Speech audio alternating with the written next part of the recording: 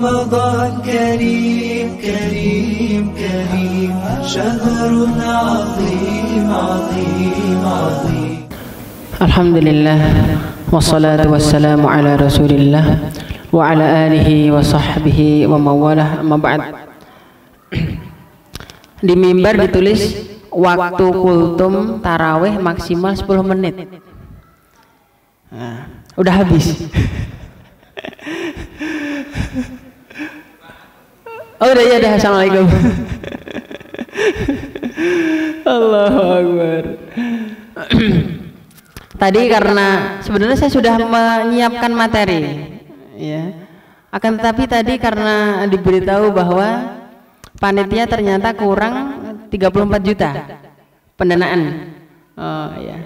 Udah kita bicara sedekah aja deh, ya. Barakallahu fikum. Ada hadis-hadis yang berbicara tentang sedekah. Yang pertama contohnya di dalam hadis riwayat Ibnu Majah bahwasanya Rasulullah sallallahu alaihi wasallam sabdakan, "Dawu mardakum bis sadaqah." Obatilah orang sakit kalian dengan sedekah. Artinya, sedekah itu adalah salah satu cara atau obat bagi satu penyakit. Sebagai buktinya ada seorang ulama di Kuwait namanya Syekh Dr. Nabil Al-Awadhi. Syekh Dr. Nabil Al-Awadhi. Beliau menceritakan ada orang Mesir.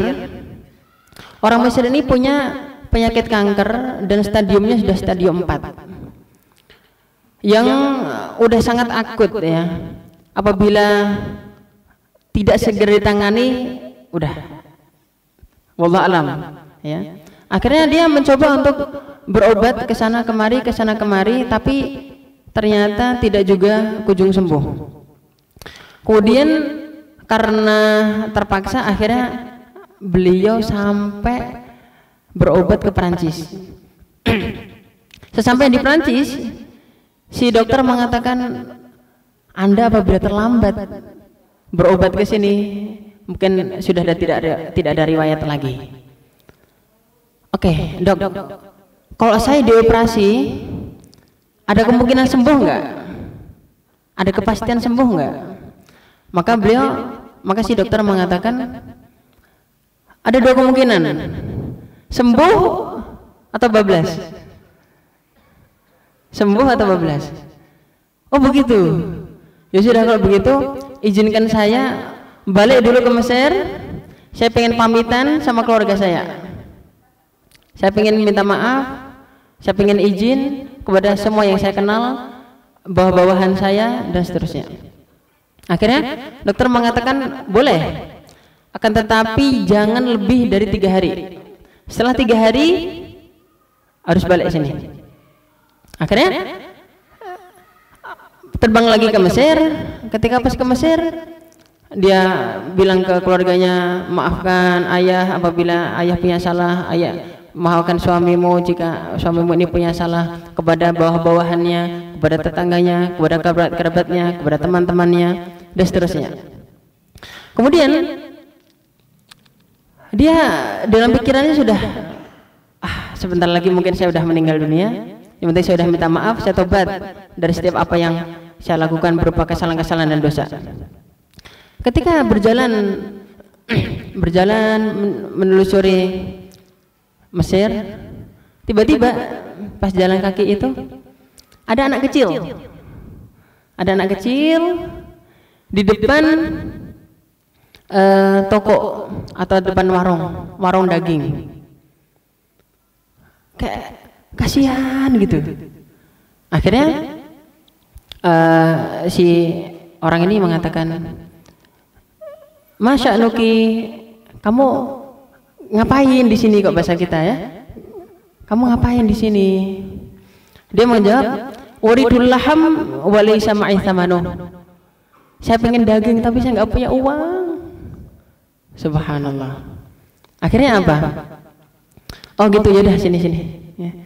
Nah, diajak, bilang sama Pak dagingnya, Pak tukang dagingnya, berapa 5 kilo? Sekian. Oke. Kalau gitu ini saya bayar selama setahun, setiap pekan dia ngambil 5 kilo ya untuk anak ini. Berapa semuanya? Udah bayar. Masya Allah. Allahu Akbar. Akhirnya apa? Baliklah dia ke Perancis. Sesampai di Perancis diperiksa lagi sama dokter. Dokter bilang gini, Anda berobat kemana? Anda berobat kemana? Masya Allah. Enggak, saya enggak berobat kemana-mana. Tolong jujur kepada saya. Anda berobat kemana? Biar saya bisa belajar nih sama dokter yang ini. Enggak, saya tidak berobat kemana-mana. Emang kenapa, Dok? Anda sudah sembuh total, tidak ada lagi kanker. Allahu Akbar. Coba, Masya Allah, sedekah itu yang disabdakan oleh Rasulullah Sallallahu Alaihi Wasallam, obatilah orang sakit kalian dengan sedekah. Masya Allah. Maka itu ada yang sakit, udah sedekah weh, gitu kan? Kemana? Ke panitia Al-Islam. Itu Allahu Akbar. Habis ini sedekah. Tadi mana kotaknya? Barakallahu. Biar saya enggak, ini nanti saya sumbang juga insya Allah. Allahu Akbar. Jadi seperti itu. Ini yang pertama. Ini yang pertama. Ketika saya menyampaikan ceramah ini, ceramah yang seperti ini, tiba-tiba kita itu di Jatisari ada seorang jamaah bilang ke saya, Ustadz, apa yang saya sampaikan itu juga terjadi. Saya punya teman di Opnam, kemudian setelah itu saya udah 3 hari juga belum sadarkan diri. Akhirnya istrinya nitip uang ke saya, tolong disedekahkan. Akhirnya setelah disedekahkan besok pulang dari rumah sakit. Kok bisa? Masya Allah. Itulah Rasulullah Sallallahu Alaihi Wasallam as-sadiqul masduq, yang jujur dan dapat dipercaya. Masya Allah. Ini yang pertama. Udah 10 menit Pak Haji. Oh, boleh ya. Pokoknya nanti kalau salah berarti Pak Haji. Yang kedua, di dalam hadis riwayat Tirmidzi, la yazalul mar'u fi dhilli shadaqatihi hatta yufsala bainan nas. Senantiasa seseorang berada dalam naungan sedekahnya sampai diputuskan di antara manusia.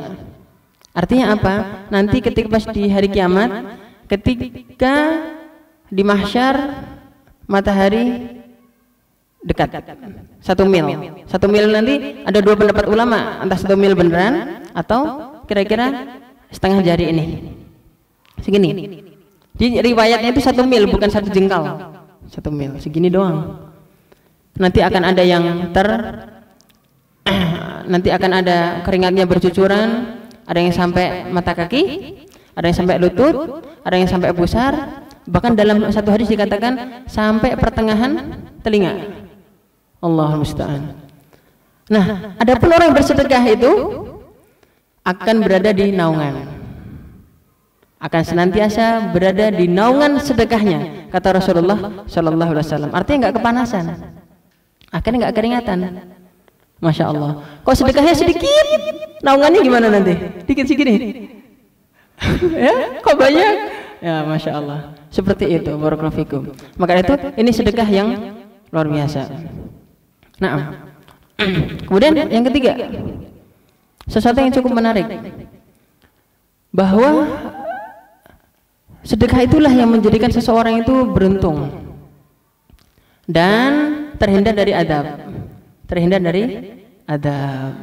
Maka itu nanti, nah ini ada para peruqyah nih. Nanti Ibnu Qayyim rahimahullah rahmatan wasi'ah nanti menjelaskan supaya salah satu cara ngusir jin baik sedekah. Ya enggak? Para tukang ruqyah pasti tahu. Barakallahu fikum.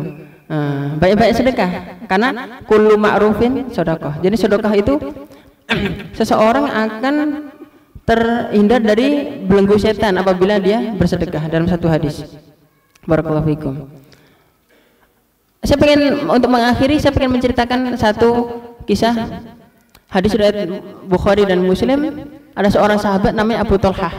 Abu Talhah itu punya satu kebun. di samping Masjid Nabawi. Namanya Bi'ruha atau Bairuha. Nah, Bairuha ini itu kenapa disebut Bairuha? Bi'ru artinya sumur. Sumur yang jernih. Jadi di situ banyak burung-burung, teduh. Setiap orang yang melihatnya pasti pengen. Dan banyak para saudagar lihat itu, Abu Talha, saya beli, minta harga berapa? Tidak ada satupun yang tawarannya diterima sama Abu Talha ini. Tiba-tiba turun ayat, lan tanalul birra hatta tunfiqu mimma tuhibbun. Sekali-kali kalian tidak akan bisa mencapai kebaikan sampai kalian menginfakkan apa yang kalian cintai. Akhirnya Abu Talha ketika mendengarkan ayat ini langsung bersegera kepada Rasulullah Shallallahu Alaihi Wasallam, bukan untuk menghafalkan ayat ini, bukan, tapi untuk mengamalkan ayat ini. Wahai Rasulullah, apakah benar turun ayat lan tanalul birra? Betul. Sesungguhnya ya, harta yang paling aku cinta adalah Bairuha. Bahkan dalam satu riwayat bahwasanya Rasulullah Shallallahu Alaihi Wasallam sendiri juga suka berteduh dan minum air yang ada di Bairuha ini. Kemudian setelah itu, wahai Rasulullah, aku sedekahkan, gunakanlah untuk apa yang Allah dan Rasulnya inginkan. Ya, apa kata Rasulullah Shallallahu Alaihi Wasallam? Ya Abu Talha, dzalika malun robih. Ini nih harta yang buat kamu beruntung, kok bahasa kita begitu.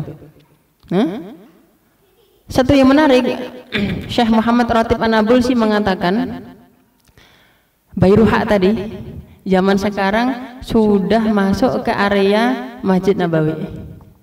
Berarti gimana? Setiap kali ada orang salat di Masjid Nabawi dapat pahala, Abu Talha. Masya Allah. Apa yang Rasulullah sabdakan? Dalika malun robi. Masya Allah. Barakallahu fikum. Nah, kalau ingin beruntung, baik-baik sedekah ke panitia Al-Islam. Barakallahu fikum. Semoga manfaat ya untuk saya pribadi dan jemaah sekalian. Walhamdulillahirabbil alamin. Subhanakallahumma wa bihamdika asyhadu an la ilaha illa anta astaghfiruka wa atubu ilaik. Sekian, assalamualaikum warahmatullahi wabarakatuh.